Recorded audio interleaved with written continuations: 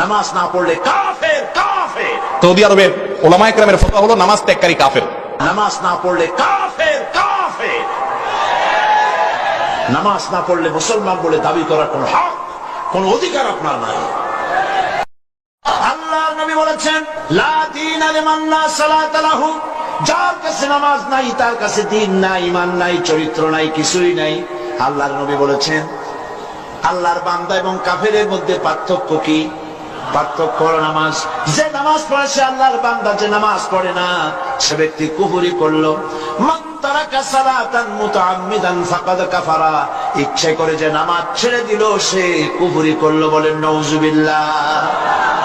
আদমশুমারিতে আপনার নাম মুসলমান থাকতে পারে, ভোটার লিস্টে আপনার নাম মুসলমান থাকতে পারে, পাসপোর্টে আপনার নাম মুসলমান থাকতে পারে, কিন্তু আপনি নামাজ পড়েন না। আল্লাহর কসম, আল্লাহর খাতায় আপনি মুসলমান নন। যে সালাত আদায় করে না সে কাফের। রাসূল সাল্লাল্লাহু আলাইহি সাল্লাম বলেন, বাইনাল আবদি ওয়া বাইনাল কুফরি তারকুস সালাহ, যে সালাত আদায় করে সে মুসলমান, যে সালাত আদায় করে না সে কাফের। উলামায়ে কেরামের ফতোয়া হলো, যদি এই বেনামাজি, যদিও তিন ধরনের বেনামাজি আছে, এক ধরনের সালাতকে অস্বীকার করে, আর এক ধরনের জেনে বুঝে ইচ্ছায় স্বেচ্ছায় সবকেনে সালাত পড়ে না। এই দুই শ্রেণীর মানুষ কাফের, সরাসরি কাফের। ওর নাম আব্দুল্লাহ হলো কাফের, আব্দুর রহমান। এই পয়েন্টটা ভালো করে মনে রাখবেন। কোন জায়গায় কোরআনের একটি আয়াত অথবা রাসূলুল্লাহর হাদিস দেখাতে পারবেন না যে বেনামাজি মুসলিম এই কথাটি আছে।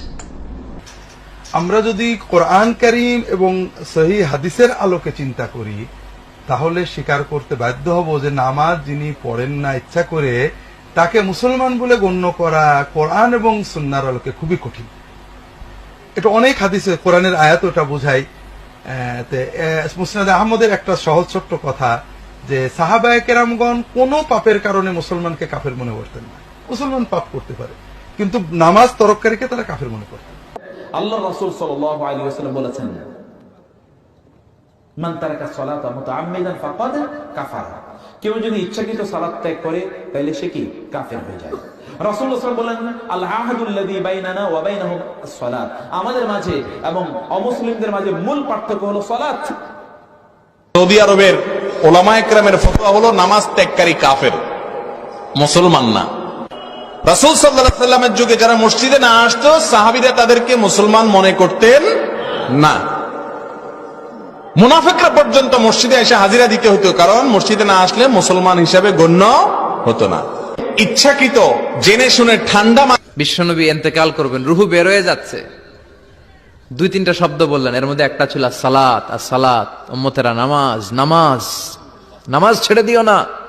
আমা মালাকাত ঈমানুহুম। মানুষ ইন্তেকালের আগে শ্বাস বের হয়ে যাচ্ছে, রুহু চলে যাচ্ছে, ওই মুহূর্তে কি জরুরি কথা বলে নাকি ফালতু কথা বলে?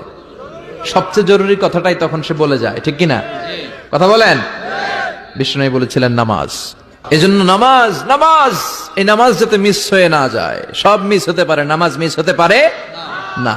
আল্লাহ তুমি বুঝার তৌফিক দান করো। তোমরা তো জানো না কখন তোমরা মরবা। শোনো, তুমি অপরাধ করিও যদি তোমার মনে হয় আল্লাহ তোমাকে দেখে না, তখন করিও। তুমি অপরাধ করিও যদি তোমার মনে হয় আল্লাহ তোমাকে জিজ্ঞেস করবে না, তুমি নিশ্চিত বেঁচে যাবা। তুমি অপরাধ করিও যদি তোমার মনে হয় যে আল্লাহ তোমার জন্য জাহান্নাম নির্ধারণ করবে, আর তুমি আল্লাহকে বলবা আল্লাহ আপনি বললেই হবে নাকি আমি জাহান্নামে যাব। যদি এই ক্ষমতার অধিকারী হও তাহলে তুমি অপরাধ করিও। তোমাকে বলি, ইয়া মহিলা, মা, বোন, চাচা, চাচি, নামাজ ছাড়া মানুষ মুসলমান থাকে না। ওয়াল্লাহি আমি বলছি না কোথায় বাঁধবেন, তর্ক পরে। আমি বলছি আপনি নামাজটা স্টার্ট করেন। আস-সালাহ ফামান তারাকাহা ফাকাদ কাফার। একজন মুমিন আর কাফেরের মধ্যে যে অঙ্গীকার দিয়ে পার্থক্য, নামাজ, যে নামাজ ত্যাগ করে সে কাফের হয়ে যায়। নাউজুবিল্লাহ। মুসলিম শরীফে সাল্লাল্লাহু আলাইহি ওয়াসাল্লাম, বাইনাল আবদি ওয়াল কুফরি বিশ-শিরকি তারকুস সালাহ। একজন মুমিন, একজন মুসলিম, একজন কাফের আর মুশরিকের মধ্যে পার্থক্য নামাজ ত্যাগ করা।